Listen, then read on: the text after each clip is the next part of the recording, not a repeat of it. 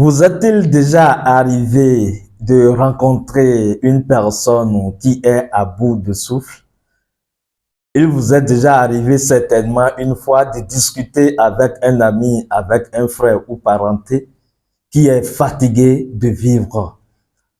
Je veux finir avec ma vie, je veux en découdre, disait-il.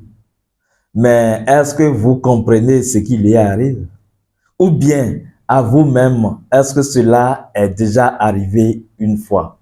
Je vous explique le mécanisme du suicide et comment quitter ce monde infernal.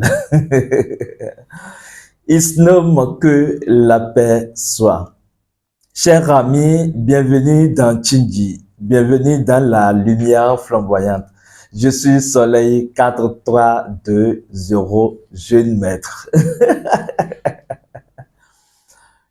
Eh bien, il arrive aux gens de traverser par des moments comme ça, des périodes vraiment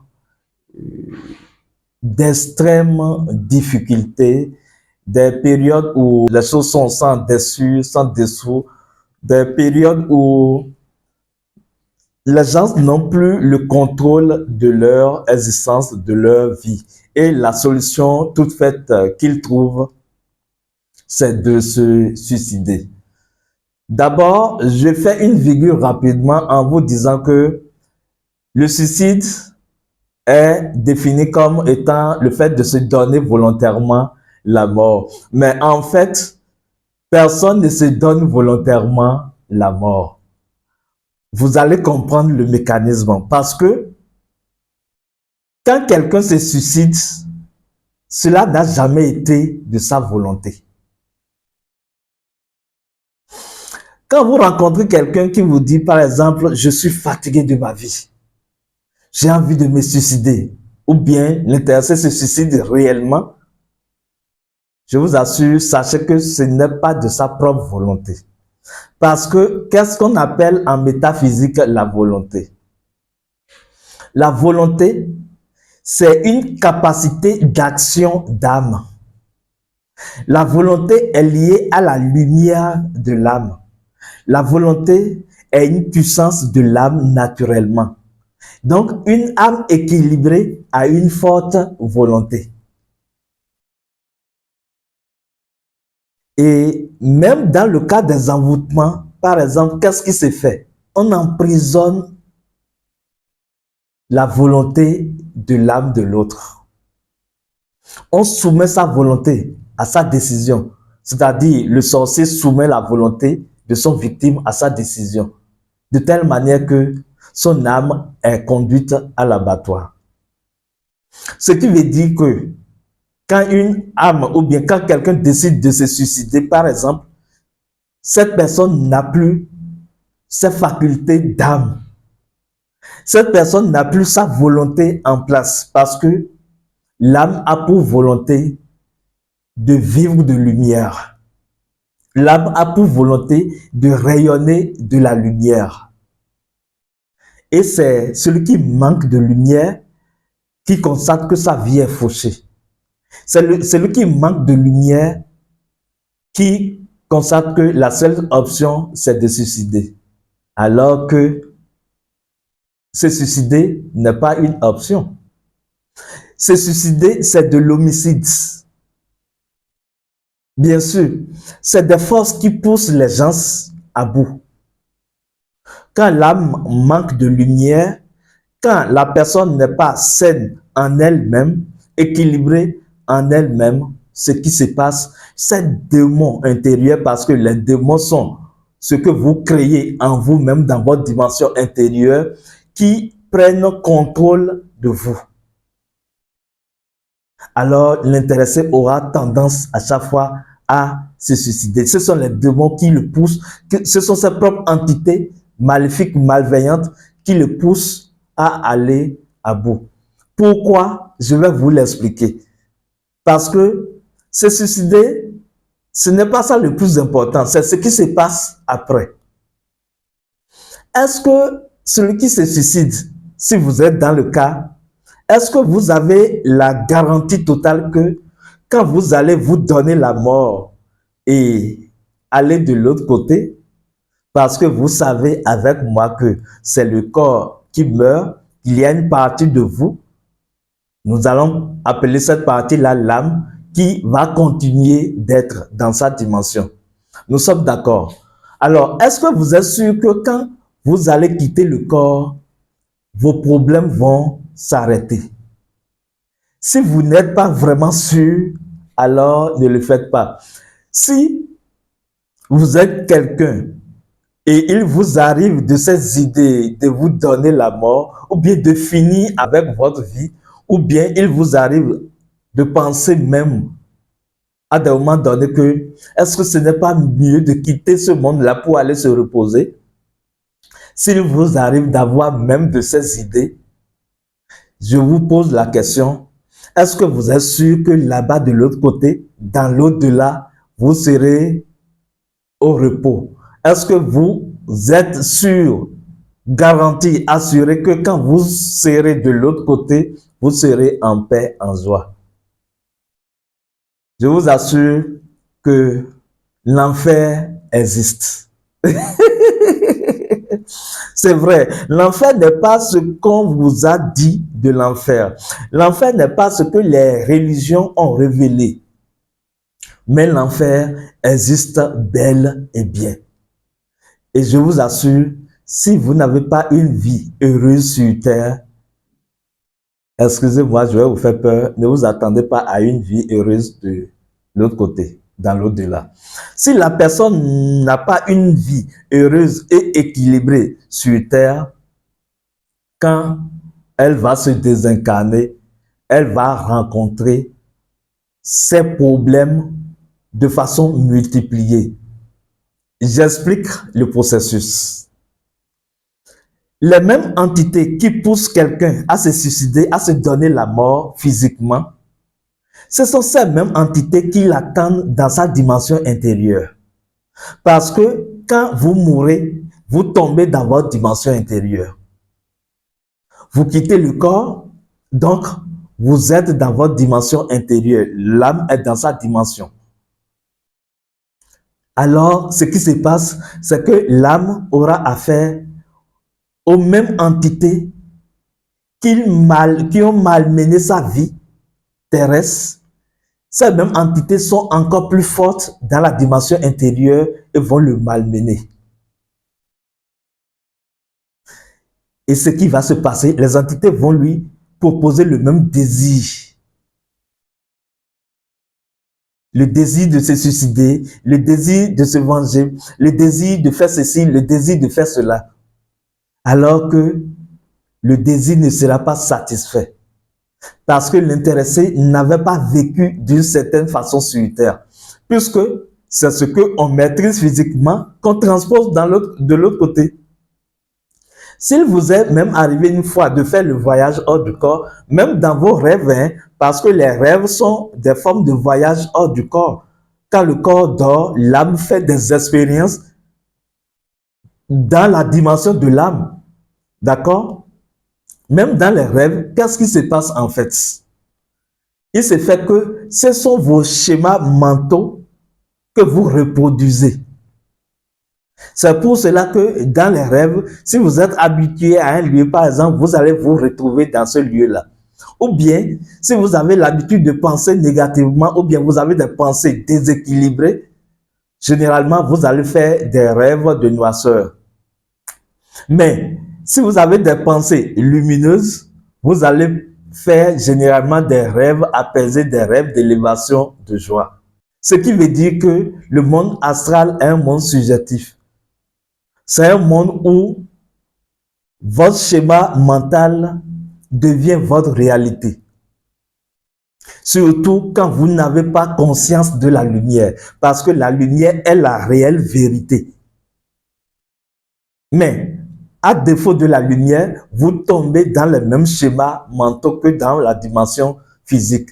Mais il se fait que il n'y a pas la contrepartie de la matière physique dans l'astral pour correspondre à vos besoins, désirs et soifs.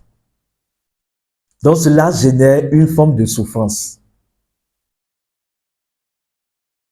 Et donc, telle que la vie est sur terre, si la personne a une vie déséquilibrée, a des difficultés, des souffrances, c'est la même chose qui va se répéter, qui va s'installer alors, puisque c'est le désordre dans la dimension intérieure qui a créé tout ce chaos physique. Alors, quand il va se donner la mort, il va retrouver le désordre dans sa dimension intérieure. Et il sera en proie à des entités rebelles, des entités capricieuses, des entités malveillantes qui vont vouloir finir avec lui. Et alors, une pareille âme passe de longs moments à souffrir. Et une âme comme ça refuse d'ailleurs la lumière, parce que c'est une âme qui n'a pas reconnu la bénédiction qu'est la vie. C'est une bénédiction d'être en vie. Malgré toutes les situations, les difficultés que vous pouvez avoir, je vous le répète, c'est une bénédiction d'être vivant. La vie est une grande bénédiction. C'est la plus grande bénédiction. Et si vous vous arrachez physiquement cette bénédiction, alors vous arrachez quelque chose de fondamental à votre âme. C'est-à-dire, vous ne donnez pas à votre âme cette opportunité de rayonner de sa lumière. Parce que, autant vous voyez que votre existence est déséquilibrée, chaotique, autant vous avez de la force, du pouvoir divin en vous. Donc, ce serait intelligent de décider alors d'utiliser cette force, ce pouvoir-là, pour aller de l'avant au lieu de se donner la mort. Vous savez la bonne nouvelle, quand vous êtes dans le corps physique et que vous avez des difficultés, vous avez des situations, problèmes à gérer, au moins vous avez des gens dans votre existence qui peuvent compatir à votre douleur. Peut-être c'est un parenté ou bien quelqu'un, un ami. En tout cas, toute personne a toujours quelqu'un qui peut l'écouter, avec qui il peut partager sa douleur, souffrance. Vous allez constater que quand vous avez de la douleur, vous avez de souffrance et que vous avez une oreille attentive avec qui vous pouvez partager votre situation, cela soulage un peu. Mais vous savez ce qui se passe? Pour quelqu'un qui se donne la mort, par exemple, et qui se retrouve de l'autre côté, ce qui va se passer, c'est qu'il n'aura même pas d'oreille attentive qui puisse l'écouter. Parce que quand vous finissez ici, vous rentrez dans votre propre dimension. Et donc, vous n'aurez pas quelqu'un qui pour compatir à vos douleurs, à vos souffrances. Mais la souffrance se multiplie. Pourquoi? Vous voyez que le monde physique est lourd. Et c'est vrai. Vous avez des difficultés à faire des choses. Mais en astralité, votre souffrance, votre schéma mental de la dimension physique que vous copiez en astralité se multiplie rapidement. Parce que la fréquence n'est pas la même. Donc en fait, la puissance ou l'intensité de la souffrance s'amplifie. Vraiment, c'est un tableau noir. Et si vous n'avez pas la garantie, je vous assure, ne vous hasardez pas à vous donner la mort. Parce que vous n'êtes pas physiquement autorisé du point de vue spirituel à vous donner la mort. Non. Ce n'est pas de votre ressort. Quand vous le faites, alors vous tombez sous le coup de la loi. Vous avez refusé la bénédiction de la vie. Et alors, celui qui refuse la bénédiction, à quoi? À la malédiction.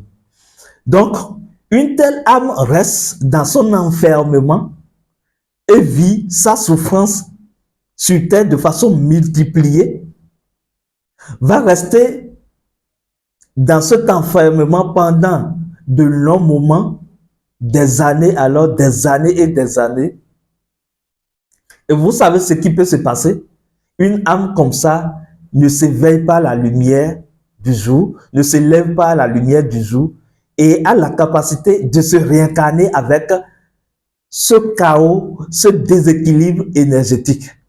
Et donc, ce qui va se passer, c'est que ce qu'on fuit en quittant le corps physique, en se donnant la mort, on revient encore à travers la naissance dans un corps, on revient avec les mêmes potentiels d'énergie déséquilibrés qu'on introduit dans un corps pour reprendre une vie terrestre. Et donc, vous revenez alors dans des conditions encore plus chaotiques. Parce que ce qui se passe, c'est qu'après la mort, normalement, l'âme passe une période dans son monde relatif pour alors avoir accès à la lumière de son être, à la lumière du jour, à la lumière de l'ange de la mort, à la lumière universelle. Et ce qui se passe, c'est qu'il va se ressourcer à la lumière et revenir maintenant. Cela va mettre un peu plus de lumière dans le potentiel d'énergie d'incarnation qu'il a laissé dans la mémoire des 4 éléments.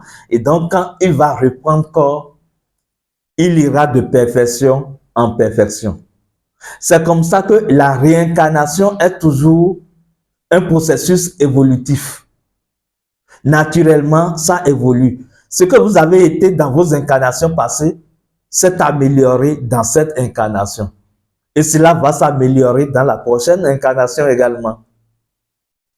Vous voyez, mais si vous ne suivez pas le mécanisme naturel, le phénomène naturel de la mort pour passer de l'autre côté, c'est que vous vous empêchez de recevoir les bénédictions de la vie. Vous vous empêchez de recevoir même la grâce de la mort. Et donc, ce n'est pas véritablement quelque chose qui est souhaité. Si vous connaissez quelqu'un qui a l'habitude d'avoir de ces pensées, passez-lui cette vidéo et demandez-lui s'il sait ce qu'il attend de l'autre côté. Parce que ce qui attend de l'autre côté est pire que ce qui est ici. C'est également, ce message vous concerne également, vous vivants. Préparez votre après-mort. En faisant quoi? En travaillant avec votre conscience. En faisant quoi? En développant ce que nous appelons la conscience astrale. C'est-à-dire, vous développez la conscience de l'au-delà d'abord, avant votre jour, avant votre heure. C'est ça qui va vous permettre de savoir ce que vous allez faire quand vous allez mourir. Est-ce que vous savez ce que vous allez faire quand vous allez mourir? Ben, il faut le savoir. Et c'est ce que nous enseignons à nos étudiants, aux étudiants de la communauté de la lumière flamboyante, aux étudiants de lettres Chinji. D'ailleurs, dans la formation, c'est la formation que nous avons lancée nouvellement, la formation nature et loi. Il y a de cette compréhension que vous avez du phénomène de la mort et de la réincarnation. Et vous savez alors que vous devez prendre votre vie en charge. Vous devez arracher votre existence des entités qui foisonnent dans votre dimension intérieure. Parce que quand vous souffrez, quand il y a des problèmes, quand il y a des difficultés un peu partout dans votre existence, c'est que fondamentalement, il y a des énergies en vous qui créent les difficultés à l'extérieur. Parce que la loi de la correspondance le dit, en haut, en bas, en bas, en haut. C'est-à-dire, ce qui est dans la dimension intérieure se reproduit dans la dimension extérieure. Mettez de la lumière en vous. Rayonnez de votre lumière. Acceptez la vie. Acceptez de vivre. Dites-vous que c'est une bénédiction pour vous, même de rencontrer des difficultés sur votre chemin d'existence. Et alors, vous allez trouver de la force, du courage en vous pour continuer par être. Parce que se donner la mort n'est véritablement pas la solution. Je vous souhaite une longue vie avec la lumière Chinji. Je suis Soleil 4320 Isnum, que la paix soit.